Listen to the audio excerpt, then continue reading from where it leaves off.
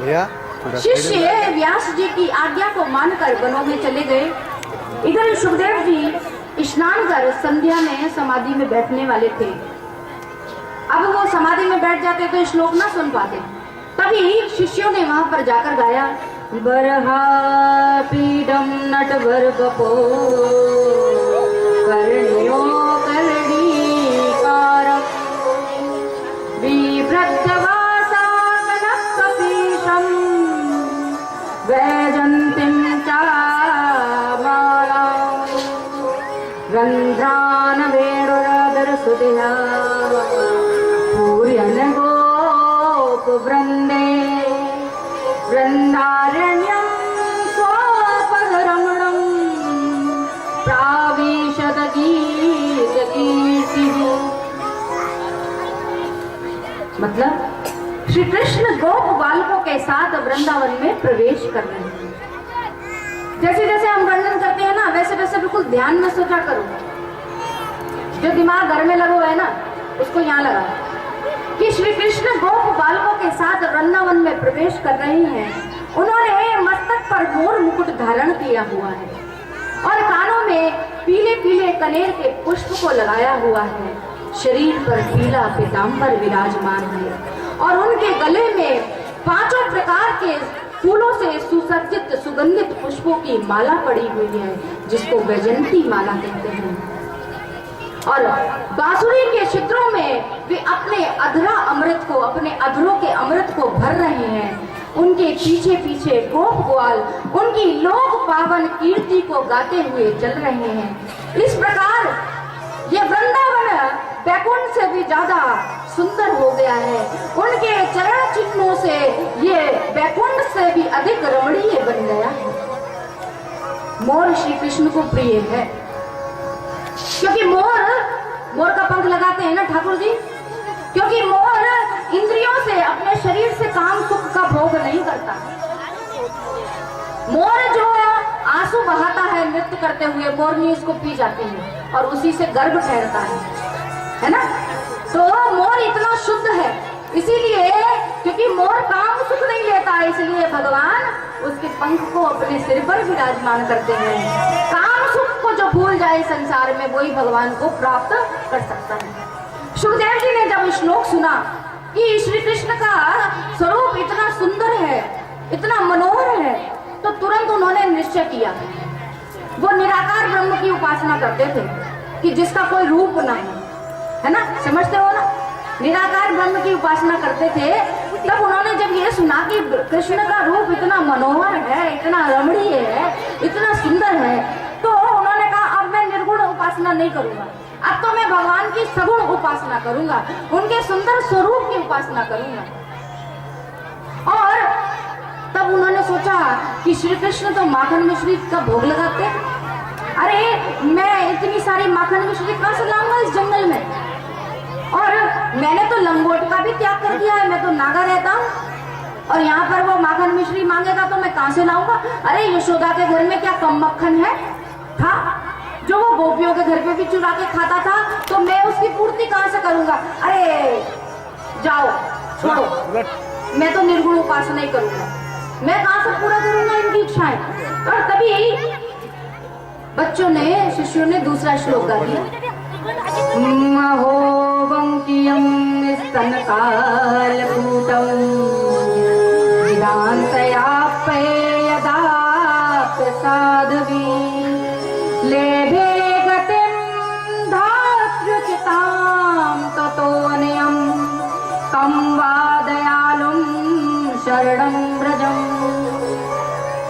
कि अहो आश्चर्य है कि दुष्ट पूतना ने जो स्तनों में विष भरकर, विष लगाकर, जहर लगाकर कृष्ण को दुग्धपान कराने आई थी, उनको मारने आई थी, उस पूतना राक्षसी को भी भगवान श्री कृष्ण ने तुरंत माता की गति प्रदान की, तत्काल उसका मोक्ष किया। जो सदगति माँ यशोदा को उन्होंने सैकड़ों वर्षों के बाद दी, वो सदगति, वो गति, वो मुक्ति, वो पूतना को उन्होंने तुरंत ही प्रदान कर दी। अरे कृष्ण को माखन मिश्री तो क्या, कुछ भी नहीं चाहिए। वो तो अगर प्रेम से जहर भी पिलाओ तो तुम्हें मुक्ति प्रदान कर देता है। उस कृष्ण को किसी चीज की आवश्यकता नहीं, केवल प्रेम की आवश्यकता। वो पदार्थ से जो प्रसन्न होता है वो मनुष्य होता है, वो जीव होता है, और जो प्रेम से प्रसन्न होता है वो ईश्वर है। मनुष्य को कुछ प्रदान करो, कुछ पदार्थ दो, कुछ धन दो तो वो प्रसन्न हो जाता है, लेकिन ईश्वर किससे प्रसन्न होता है? प्रसाद चढ़ाने से नहीं, प्रसन्नता के साथ प्रसाद चढ़ाने से, भक्ति के साथ प्रसाद चढ़ाने से। प्रसाद या जलाया हुआ दीपक ऊपर नहीं जाता, लेकिन उस समय जो हमारे भाव होते हैं, उस भाव के कारण वो चढ़ाया हुआ प्रसाद, वो जलाया हुआ दीपक का प्रकाश भी भगवान के पास पहुंच जाता है। इसलिए भक्ति से और प्रेम से भगवान की सेवा करें। शिष्यों से कहा, सुखदेव जी ने कि और सुनाओ, बड़े सुंदर श्लोक हैं। वो भक्ति में लीन हो गए, भगवान के प्रेम में। तब उन शिष्यों ने कहा, यदि आपको और श्लोक सुनने हैं ना तो आपके पिता महर्षि वेदव्यास जी के पास में हैं, आपको उनके पास जाना पड़ेगा। आज निर्गुण ब्रह्म का उपासक, निराकार ब्रह्म का उपासक उस ब्रह्म के प्रेम में, उस कृष्ण के प्रेम में पागल हो गया, और पागल होकर उसके प्रेम में व्यास जी के, अपने पिताजी के आश्रम की तरफ दौड़ पड़ा। और वहां पहुंचकर दौड़कर भगवान सुखदेव महर्षि वेदव्यास जी के, अपने पिताजी के चरणों में गिरकर साष्टांग प्रणाम करते हैं और उनसे भागवत अध्ययन की प्रार्थना करते हैं। व्यास जी ने सुखदेव जी को श्रीमद् भागवत का अध्ययन कराया। सूत जी कहते हैं, हे शौनकादिक ऋषियों, आश्चर्य मत करो, ये कोई आश्चर्य की बात नहीं। भगवान के गुण बहुत ही मधुर हैं। मधुराधिपति रखलम मधुर, भगवान के रूप बड़े ही मधुर हैं, वो सबको अपनी ओर खींच लेते हैं। आत्मा रामाच मुनियो निर्ग्रंथा अभ्यूरूपमये कुर्वन्त या हेतु की भक्ति मितम भूत गुणो हरि। जो ज्ञानी है, जिनकी अविद्या की गांठ खुल चुकी, जिन्हें भगवान की भी प्राप्ति हो चुकी, जो सदा आत्मा में ही रमण करते हैं, जो आत्मा राम बन चुके हैं, अरे वो भी भगवान की जो निष्काम भक्ति करते हैं, वो भी भगवान के मनोहर गुणों की चर्चा किया करते हैं। भगवान को प्राप्त करने के बाद भी भगवान का रूप इतना मधुर है कि वो दिन रात आत्मा राम मुनि भी भगवान के गुणों की ही चर्चा किया करते हैं। सूत जी कहते हैं, परीक्षो तो अथा राजऋषेजन कर्म विलापनम संसताम च पांडु पुत्राणाम बक्ष्य कृष्ण कथोदयम। हे शौनकादिक ऋषियों, ध्यान से सुनो। अब मैं राजऋषि परीक्षित के जन्म की कथा आपको सुनाता हूँ, और परीक्षित के जन्म, कर्म और मोक्ष की कथा और पांडवों के स्वर्ग आरोहण की कथा आपको सुनाता हूँ, क्योंकि इन्हीं कथाओं से कृष्ण कथा का उदय होता है, और जिनकी कथाओं से भगवान की कथाओं का उदय होता है, उनकी कथा भी भगवान की कथा से कम नहीं होती। बोलो भक्तों की। जिस समय, हे शौनकादिक ऋषियों, जिस समय महाभारत युद्ध में कौरव और पांडव दोनों पक्षों के वीर, बहुत से वीर गति को प्राप्त हो चुके थे, और भीमसेन की गदा के प्रहार से दुर्योधन की जांघ टूट चुकी थी। जब अश्वत्थामा आया तो शिविर में अंधेरा था। अश्वत्थामा ने पांडु पुत्रों को ही पांडव समझ लिया और अंधेरे में ही उनके सिरों को काट डाला। वो पांचों ही पांडु पुत्र वीर गति को प्राप्त हो गए। उन सिरों को ले जाकर अश्वत्थामा ने दुर्योधन को भेंट किया। तब दुर्योधन को भी, जो इतना दुष्ट था, उसे भी ये बुरा लगा कि अश्वत्थामा ने हमारे वंश के आखिरी चिरागों को भी बुझा दिया, और इस दुख में दुर्योधन रोते रोते अपने प्राणों को त्याग देता है। क्या क्यों रोया वो? क्योंकि अब मेरा श्राद्ध कौन करेगा? देखो स्वार्थी मनुष्य जो होता है ना, वो मरने के बाद भी स्वार्थी होता है। माता शिशु नाम निधनम सुताना, तुम्हारे पुत्रों को मारने वाला अश्वत्थामा आकाश पाताल कहीं भी हो, मैं उसे खोज कर मारूंगा। और तब कृष्ण को सारथी बनाकर, कवच को धारण कर, रथ पर बैठकर अर्जुन गुरुपुत्र अश्वत्थामा के पीछे पीछे दौड़ पड़े। बच्चों की हत्या से अश्वत्थामा का दिल भी दुखी था, क्योंकि गलती से मार दिए थे, और उसका मन इतना उद्विग्न हो गया था। अश्वत्थामा ने जब ये देखा कि अर्जुन मुझे मार ही डालेंगे, तब अश्वत्थामा ने डर के कारण ब्रह्म अस्त्र चला दिया। तथा प्रदुष्टतम ते, और मेरी रक्षा करो। तब श्री कृष्ण ने कहा कि हे अर्जुन, तुम भी ब्रह्म अस्त्र का संधान करो। और तब अर्जुन ने अपने ब्रह्म अस्त्र का संधान किया। दोनों ही ब्रह्म अस्त्र आपस में टकराकर शांत हो गए। तब अश्वत्थामा और अर्जुन अब दोनों युद्ध कर रहे हैं, परंतु एक दूसरे को मारने की हिम्मत किसी को भी नहीं हो रही। गुरुपुत्र गुरु का स्वरूप होता है। अश्वत्थामा द्रोणाचार्य के पुत्र हैं, उनके गुरु के पुत्र हैं, और गुरु का पुत्र गुरु के समान होता है। अर्जुन युद्ध कर रहे हैं, लेकिन उनको मार नहीं रहे, मारने की हिम्मत नहीं है। इधर पुत्र अब अर्जुन ने अश्वत्थामा को रस्सी से बांध लिया और खींचकर द्रौपदी के शिविर में लाकर द्रौपदी के सामने पटक दिया।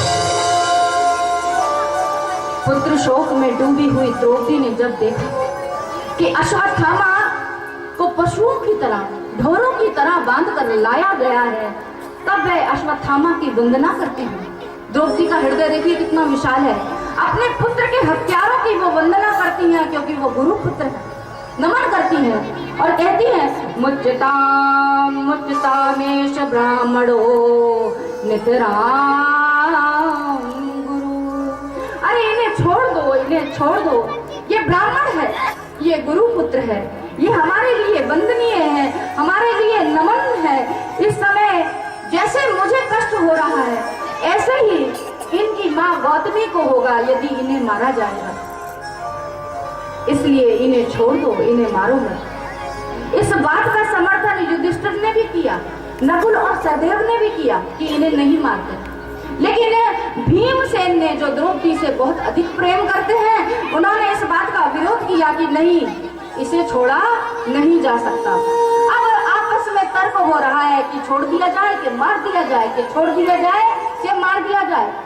और समस्या समाधान के लिए अर्जुन ने कृष्ण की तरफ देखा, अब क्या करूं?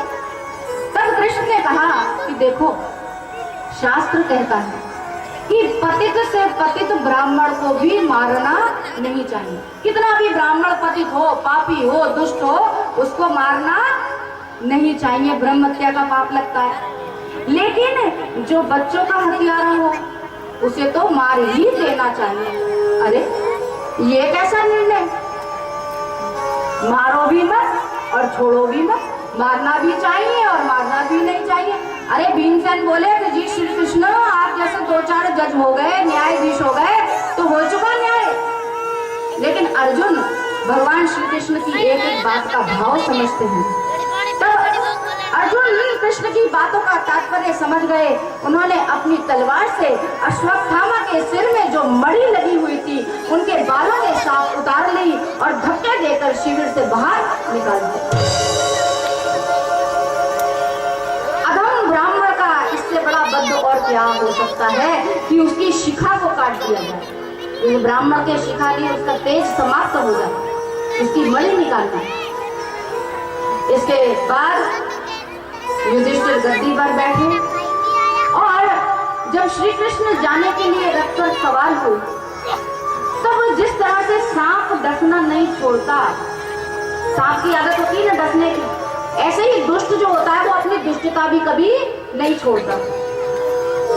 अश्वत्थामा ने सोचा कि पांडवों ने मेरा अपमान किया, मैं इसका बदला लूंगा। मेरी शिखा काट दी, मेरी मणि निकाल दी, और मैं इसका बदला इनसे जरूर लूंगा और मैं इस पांडव वंश का समूल वंश नाश कर दूंगा।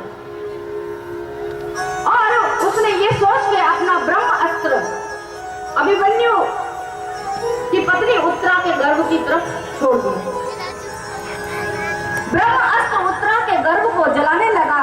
उत्तरा गर्भ के दर्द से जलती हुई, तड़पती हुई, रोती हुई कृष्ण के रथ के आगे आकर खड़ी हो गई और बोली, पाहि पाहि महायोगिन्य देव देव जगतपते, नान्यत्र तद्भयं पश्यत्र मृत्यु परस्परम। कि हे देवादिदेव जगदीश्वर, आप महायोगी हैं, आप मेरी प्राण रक्षा कीजिए, क्योंकि आपके अतिरिक्त मुझे कोई भी अभय प्रदान करने वाला इस संसार में नहीं है, क्योंकि इस संसार में परस्पर सभी एक दूसरे की मृत्यु का कारण बने हुए हैं। वो उत्तरा चाहती तो पांडवों की तरफ भी दौड़ सकती थी, लेकिन उसे पता था कि कृष्ण के अतिरिक्त उसे अभय प्रदान करने वाला, उसके गर्भ की रक्षा करने वाला इस संसार में दूसरा कोई नहीं। तब कृष्ण ने उत्तरा के गर्भ में जाकर परीक्षित की रक्षा की। देवकी देख रही कि भगवान उत्तरा के गर्भ में गए और पेट में ही परीक्षित को परमात्मा के दर्शन हुए। कृष्ण ने सुदर्शन चक्र से ब्रह्म अस्त्र का निवारण किया। हम जीव मात्र भी परीक्षित हैं, हम सब भी परीक्षित हैं। हमारी गर्भ में रक्षा कौन करता है बताओ? हम भी तो परीक्षित हैं। गर्भ में जब हम होते हैं तो हमारी रक्षा कौन करता है? भगवान करते हैं। बाल्य अवस्था में दूध जब माँ शिशु उत्पन्न करती है तो कौन, दूध कैसे आ जाता है? तो कौन रक्षा करता है? बाल्यावस्था में भी भगवान रक्षा करते हैं। लेकिन जैसे ही हम युवान हो जाते हैं तो हमें अभिमान आ जाता है अपने बल के ऊपर कि सब कुछ करने वाले कौन है? हम खुद हैं। और जैसे ही अभिमान आता है तो भगवान हमें छोड़ देते हैं। भक्ति मार्ग में भगवान का वियोग, भगवान से दूरी भक्त बर्दाश्त नहीं कर पाता। जो भगवान की भक्ति और प्रेम में लीन होता है वो भगवान से दूर नहीं रह सकता। अब इधर जब कृष्ण द्वारिका जाने के लिए तैयार हुए, उत्तरा के गर्भ की रक्षा कर दी और जाने के लिए जैसे ही तैयार हुए तब जो कुंती थी वो दुख से भर गई। उनकी हर वक्त यही इच्छा रहती है कुंती की कि 24 घंटे भगवान उनकी आंखों के सामने रहें और वो कृष्ण को देखती रहें। कुंती पांडवों की माँ है ना। भगवान कृष्ण हमारे से एक पल भी दूर ना हो। अब जैसे ही कृष्ण जाने लगे, कुंती बुआ भी लगती है ना भगवान की, और कुंती रास्ते में खड़ी हो गई और कहने लगी। बड़ी सुंदर स्तुति करी है भागवत में कुंती ने, बहुत ध्यान से सुनेंगे सब। नमस्ते पुरुषं त्वदादेवीश्वरं प्रगते परं अलक्ष्यं सर्वभूतानां बहिरे अवस्थितं कृष्णाय वासुदेवाय देवकी नंदनाय च नंद गोप कुमाराय गोविंदाय नमो नमः। नमः पंकजनाभाय नमः पंकज मालिने नमः पंकजानेत्राय नमस्ते पंकजांग्रहे। हे कृष्ण, आप समस्त जीवों के बाहर और भीतर एक ही रस में स्थित हैं, एक ही प्रकार से स्थित हैं। फिर भी आप शरीर की इंद्रियों और वृत्तियों से देखे नहीं जा सकते, क्योंकि आप प्रकृति से परे हैं, आदि पुरुष हैं। आपको बार बार नमस्कार है। आप श्री कृष्ण वासुदेव देव की नंदन नंद गोप के लाडले लाल हैं। आपको मेरा बारंबार नमस्कार है। जिनकी नाभि से ब्रह्मा का जन्म स्थान कमल प्रकट हुआ, जो सुंदर कमलों की माला को धारण करते हैं, जिनके नेत्र कमल के समान विशाल और कोमल हैं, जिनके चरण कमलों में कमल का चिन्ह विराजमान है, ऐसे श्री कृष्ण को मेरा बार बार प्रणाम। भगवान की स्तुति दिन में कम से कम 3 बार रोज जरूर करो। सुबह करो, दोपहर करो और शाम को जरूर करो। इसके अलावा दुख में, सुख में और अंतकाल में भी स्तुति जरूर करो। अर्जुन दुख में स्तुति करते हैं भगवान की, कुंती सुख में स्तुति करती हैं और भीष्म पितामह अंतकाल में भागवत में भगवान की स्तुति करते हैं। कुंती भगवान के उपकारों का स्मरण कर रही हैं। भगवान ने हमें किस प्रकार से संकटों से उबारा, हमें किस प्रकार कष्ट से बचाया। कुंती कहती हैं कि हे कृष्ण, मैं बहुत छोटी थी तब विधवा हो गई, तब मेरी संतान भी बहुत छोटी थी, तब आपने ही मेरी रक्षा की थी। सामान्य मनुष्य अति सुख में भगवान को भूल जाता है। जीव पर भगवान अनेकों उपकार करते हैं, किंतु वो सब कुछ भूल जाता है। जब हम बीमारी से अच्छे होते हैं तो हम ये कहते हैं डॉक्टर साहब ने दवाई दी थी इसलिए हम अच्छे हो गए, ये नहीं कहते भगवान ने हमें अच्छा कर दिया। लेकिन कुंती बार बार भगवान को धन्यवाद दे रही है। द्रौपदी कहती हैं कि हे कृष्ण, जैसे बिना जल के, बिना पानी के नदी शोभा नहीं देती, प्राणों के बिना शरीर की कोई शोभा नहीं होती, उसी प्रकार जिस प्रकार एक सौभाग्यशाली स्त्री, एक सधवा स्त्री के यदि सिंदूर और टीका ना हो तो वो शोभा नहीं देती, तो इसी प्रकार पांडव भी आपके बिना शोभा नहीं देते। कुंती याद करती हैं कि जब भीम को दुर्योधन ने विष से भरे हुए, जहर से भरे हुए लड्डू खिलाए थे, हे कृष्ण, तब आपने ही उस भीम की रक्षा की थी। लाक्षागृह में, लाख के महल में जलने से आपने ही हमें बचाया था। मेरी द्रौपदी को दुशासन जब भरी सभा में खींच कर लाया था हे कृष्ण, और उस मेरी बहू को निवस्त करने का प्रयास किया था, तब भी द्रौपदी की लाज हे कृष्ण आपने ही बचाई थी। हम पर हे कृष्ण आपके अनंत उपकार हैं। हमारे एक एक पल पर, हमारे जीवन पर आपके अनंत अनंत उपकार हैं। हम चाहकर भी आपका बदला नहीं चुका सकते हे कृष्ण। जो कुछ आपने हमें दिया है उसके योग्य तो हम थे ही नहीं।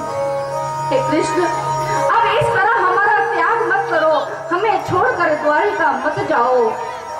अगर आपको द्वारिका जाना ही है कृष्ण, तो मुझे एक वरदान देकर जाओ। विपद संतु न शश्व तत्र तत्र जगद्गुरु, भवतो दर्शनम यत् स्याद् पुनर्भव दर्शनम। हे जगद्गुरु, हमें एक वरदान देकर जाइए कि हमारे जीवन पर पग पग पर विपत्ति आती रहे, दुख आता रहे, क्योंकि विपत्तियों में ही, दुख में ही आपके निश्चित रूप से दर्शन होते हैं। जब हम दुखी होते हैं तो हमें भगवान याद आते हैं। आपके दर्शन हो जाने से मनुष्य जन्म मृत्यु के चक्र से छूट जाता है, उसे दोबारा जन्म नहीं लेना पड़ता। दुख से मनुष्य को समझ आती है, हे कृष्ण, दुख ही मेरा गुरु है। सुख के माथे सिल पड़े जो हरि हृदय से जाए, बलिहारी वा दुख की जो पल पल नाम जपाए। हे कृष्ण, हम ऐसे सुख को लेकर क्या करेंगे जो परमात्मा को भुला दे?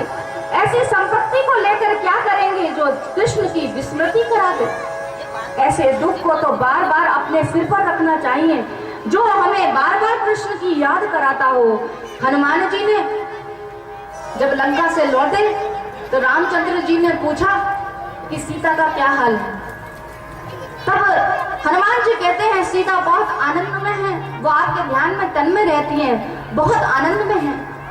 कहे हनुमंत विपत प्रभु सोई, जब तब सुमिरन भजन न होई। कहे हनुमंत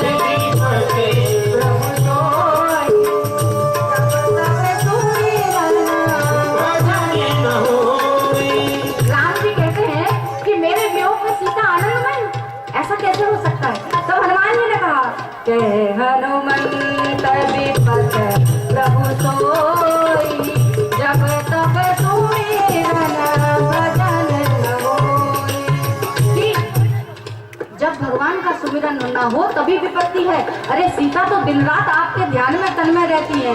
विपदो नैव विपदा संपदो नैव संपदा विपद नारायण विस्मृति संपन्न नारायण स्मृति।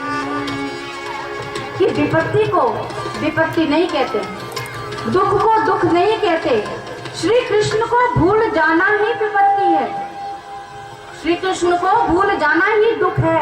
और गोविंद की याद बनी रहे, यही सबसे बड़ा धन है, यही सबसे बड़ी संपत्ति है। सुख भी मुझे प्यारे हैं,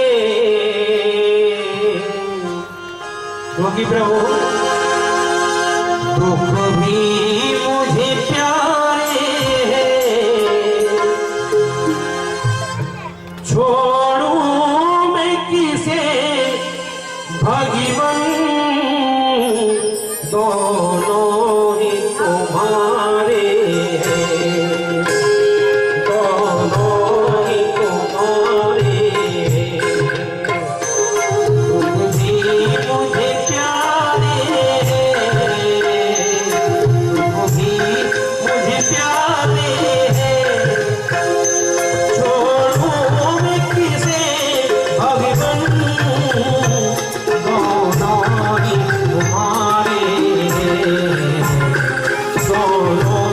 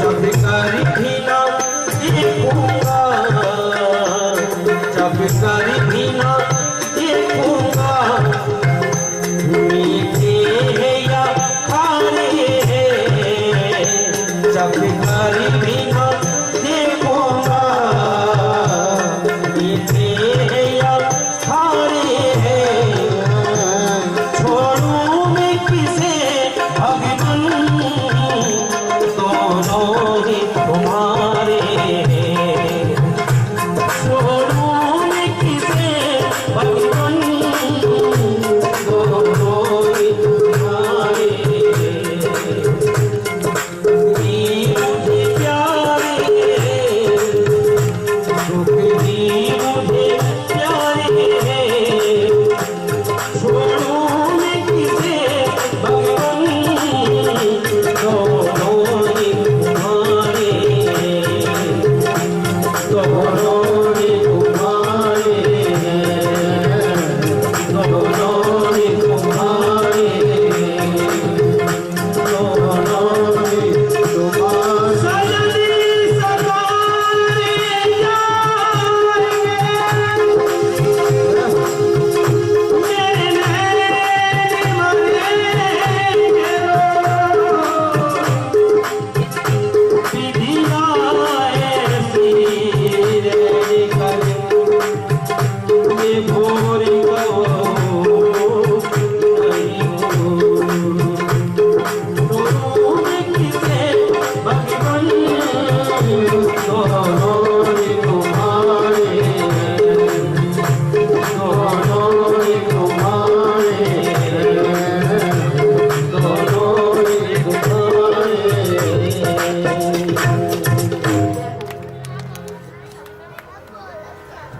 कुंती कहती है कि हे कृष्ण, आपके जन्म के ऋषियों ने, कवियों ने कई प्रयोजन बताए हैं, कई उद्देश्य बताए हैं हे कृष्ण, किंतु मुझे लगता है कि दुष्टों का विनाश करना ही आपका प्रधान कार्य नहीं है।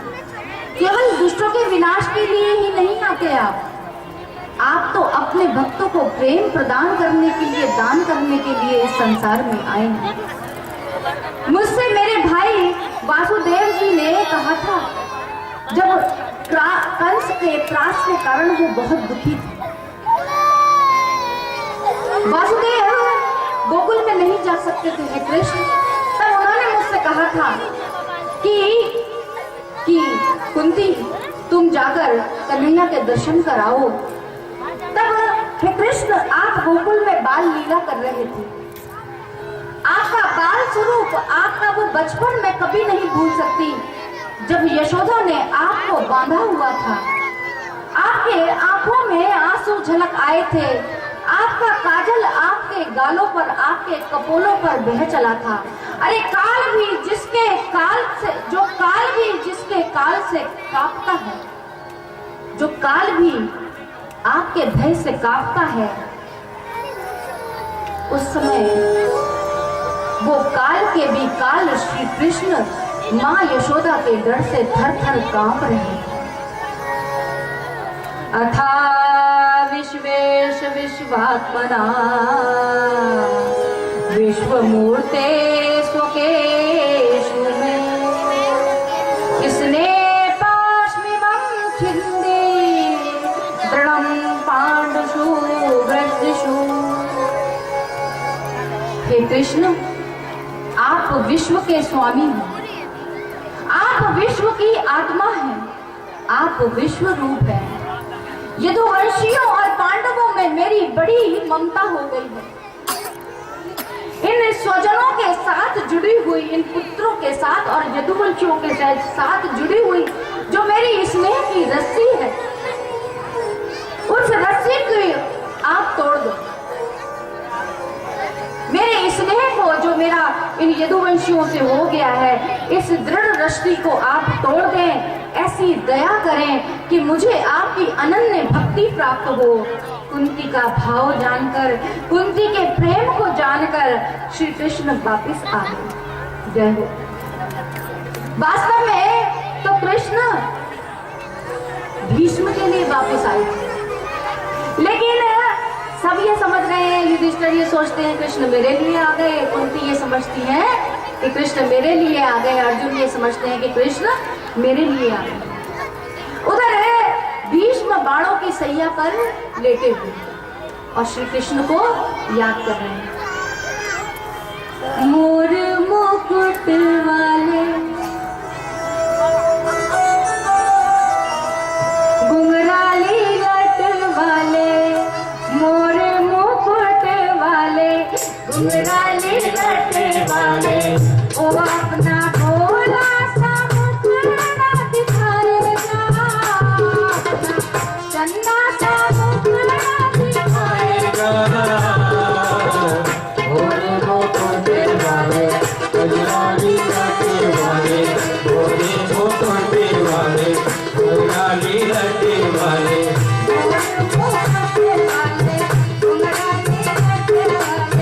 मोर मुकुट वाले घुंघराली लट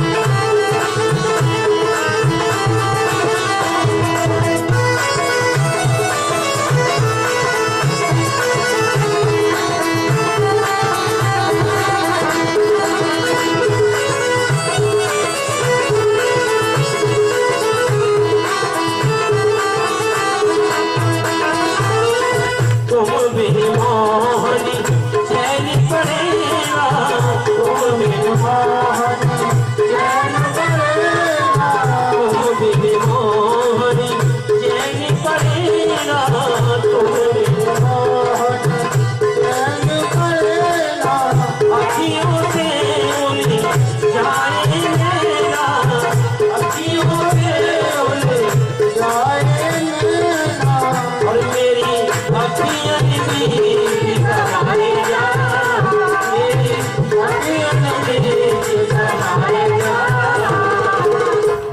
मुकुट वाले घुंघराली लट वाले मोरे मुकुट वाले घुंघराली लट। पश्चात व्यास जी को 4 मंत्र दिए, जिसका विस्तार व्यास जी ने किया 18,000 श्लोकों में, और उससे श्रीमद् भागवत ग्रंथ की रचना की। अब व्यास जी को लगा कि मेरा अवतार जो कार्य था वो पूरा हो गया, परंतु व्यास जी को एक चिंता हुई कि ये ग्रंथ तो मैंने लिख दिया, परंतु इसका प्रचार कौन करेगा, इस ग्रंथ का प्रचार प्रसार कौन करेगा। इस ग्रंथ में मैंने सब कुछ भर दिया है, प्रभु का प्रेम कूट कूट कर भर दिया है। जो इसका आश्रय लेगा, जो इस ग्रंथ का आश्रय लेगा, जो इसका श्रवण करेगा, जो इसका अध्ययन करेगा, उसको कलयुग का भय नहीं होगा। ये भागवत प्रेम का शास्त्र है, इसमें प्रेम ही प्रेम है भगवान के लिए। माया के साथ प्रेम करने वाला इस ग्रंथ का प्रचार कभी नहीं कर सकता। श्रीमद् भागवत परमहंसों की संहिता है। श्री कृष्ण तो महापरमहंस हैं, तो कोई निर्विकारी, जिसमें कोई विकार ना हो, जिसमें कोई लोभ ना हो, जिसमें भगवान के प्रति प्रेम ही प्रेम हो, वही निर्विकारी इस ग्रंथ की को प्रचार कर सकता है। बहुत सोचने पर व्यास जी को लगा कि अगर कोई इस संसार में है तो वो एक ही है, जो मेरा पुत्र, जिसका नाम है सुखदेव। मेरा पुत्र सुखदेव इसलिए कि जिस सुखदेव को नारियों में श्रेष्ठ अप्सरा रंभा चलित करने आई, उनके मन में विकार उत्पन्न करने के लिए आई और उनसे कहने लगी, सुखदेव जी से बोली कि जिसने संसार में सुखों का भोग नहीं किया, जिसने संसार में स्त्री का भोग नहीं किया, वृथा गतम तस्य नरस्य जीवन, उस मनुष्य का जीवन बेकार है। तब सुखदेव जी ने क्या कहा, सुनिए कि हे देवी रंभा, सुनो कि किसका जीवन व्यर्थ है। नारायण पंकजालोचना कैयूरहारम परिशोभमान भक्तया युतो येन सुपूजितो नहीं वृथागतं तस्य नरस्य जीवनम्। श्रीवत्सलक्ष्मी प्रत्यहत प्रदेश स्ताशे भज चक्रधरा परात्मः न सेवितो येन क्षणमुकुन्दो वृथागतं तस्य नरस्य जीवनम्। हे देवी सुनो कि किस जीव का जो जीवन हुआ है वो व्यर्थ है, वो किसका है कि नील कमल से जिनके सुंदर नेत्र, जिनके आकर्षण अंगों पर कयूर हार आदि अलंकार आभूषण सुशोभित है, शोभायमान है, ऐसे सर्व अंतर्यामी नारायण प्रभु के चरण कमलों में जिसने भक्ति पूर्वक अपने आप को, स्वयं को समर्पित नहीं किया और अपने आवागमन के चक्र को नष्ट नहीं किया, ऐसे मनुष्य का जीवन व्यर्थ है देवी। और सुनो किसका जीवन व्यर्थ है, जिनके वक्ष स्थल पर भगवान के श्री लक्ष्मी जी शोभायमान है, जिनकी ध्वजा में गरुड़ जी विराजमान रहते हैं, जो सुदर्शन चक्रधारी हैं, ऐसे परमात्मा मुकुंद भगवान का जिसने क्षण मात्र भी स्मरण नहीं किया, ऐसे मनुष्य का जीवन व्यर्थ है। ब्रह्मा ने, अप्सरा ने जब नारी देह की, स्त्री देह की बहुत प्रशंसा की सुखदेव जी के आगे, तो सुखदेव जी ने रंभा से क्या कहा, उन्होंने कहा, हे देवी, स्त्री का शरीर इतना सुंदर होता है, इतना सुगंधमय होता है, ये तो मैंने आपसे आज ही जाना है। यदि भगवान की प्रेरणा से मुझे अगला जन्म मिला तो मैं तेरी जैसी माँ को ही पसंद करूंगी। बोलिए जय जय श्री राधे। ऐसे हैं सुखदेव महाराज। सुखदेव जी जन्म सिद्ध योगी हैं। उन्होंने अपने जीवन में काम और क्रोध को कभी किया ही नहीं। काम और क्रोध सुखदेव जी ने कभी किया ही नहीं। जहाँ काम तहाँ राम नहीं, जहाँ राम नहीं काम, है ना। जहाँ राम वहाँ काम नहीं, और जहाँ कहाँ काम वहाँ राम नहीं। और जन्म लेते ही उन्होंने तपस्या के लिए वनों की ओर प्रयाण किया और वो सदैव ब्रह्म चिंतन में लीन रहते हैं। उनको वन से मैं कैसे बुलाऊं, व्यास जी ये सोच रहे।